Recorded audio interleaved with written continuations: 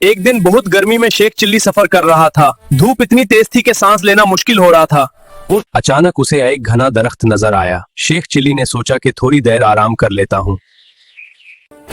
रास्ते से गुजरते एक मुसाफिर ने चीख कर कहा, भाई उसी शाख को काट रहे हो जिस पर बैठाए हो।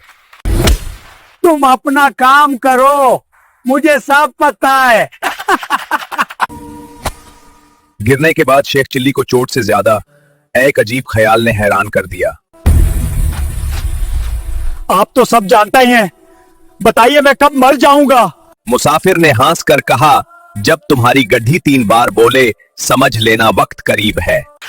शेख चिल्ली घबराकर गड्ढी के सामने बैठ गया और इंतजार शुरू हो गया। जैसे ही घड़ी ने तीसरी बार आवाज निकाली, शेख चिल्ली ने समझ लिया कि सब कुछ खत्म।